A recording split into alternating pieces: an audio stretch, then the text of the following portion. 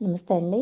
బయటికెళ్ళొచ్చేటప్పటికి ఈ సమ్మర్‌గా వచ్చేసింది కదండీ! డీహైడ్రేట్‌గా అనిపించింది. వెంటనే ఏదో జ్యూస్ తాగుదాంలే అనుకునే లోపు వెనక్కి వెళ్లి చూస్తే ఇలా రాలిపడి ఉన్నాయండి ప్యాషన్ ఫ్రూట్‌లు చెట్టువి. వెంటనే వచ్చేసి జ్యూస్ చేసేసుకుందాం అనే ఉద్దేశంతోటి ఇలా కట్ చేసేసాను. 3 కాయలు, 2 కాయలు, ఒక గ్లాస్‌కి 2 కాయలు బాగా సరిపోతాయండి. ఇలా 4 ముక్కలు చేసేసి దాన్ని జ్యూస్‌కి ఏర్పాటు చేసుకున్నాను.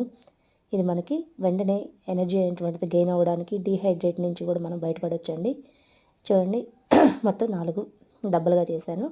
ఇలా ఆ పలుపునంతా కూడా ఒక గ్లాస్‌లో యాడ్ చేసేసుకొని ఎంత మిక్స్ చేస్తే అంత మనకి డైల్యూట్ అవుతుందండి వాటర్‌లో. టేస్ట్ కూడా అంత మారిపోతుందనమాట. మిక్సీ చేసుకోవచ్చు, లేకపోతే జ్యూసర్‌లో వేసుకోవచ్చు, కానీ ఇలా న్యాచురల్‌గానే మనం ఇది చేసేసుకోవచ్చండి. మిగతా వాటిలాగా మిక్సీ జార్‌లో వేసుకోవడం, జ్యూసర్‌లో వేసుకోవడం అంత అవసరం లేదండి.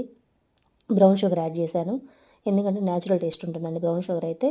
వాటర్‌ని డైల్యూట్ చేసేసుకొని ఎంత వీలైతే అంత మనము స్పూన్ తోటి కలయి తిప్పితే అంత టేస్ట్ వస్తుందన్నమాట. వెంటనే మనకి నీరసం నుంచి బయటపడొచ్చండి. ఇట్లా నేను మ్యాక్సిమం మన గార్డెన్‌లో ఉన్నటువంటి ఫ్రూట్స్ తోటే నాకు జ్యూసెస్ అనేటువంటివి సరిపోతూ ఉంటాయండి. బత్తాయిలు గానీ, నిమ్మకాయలు, మామూలుగా నిమ్మరసానికి గానీ, ఇక మామిడి పళ్ళు కూడా ఆల్రెడీ స్టార్ట్ అయిపోయినాయి. ఈ వీడియో మీకు నచ్చితే లైక్ చేయండి, షేర్ చేయండి, సబ్స్క్రైబ్ చేయండి. Thank you very much.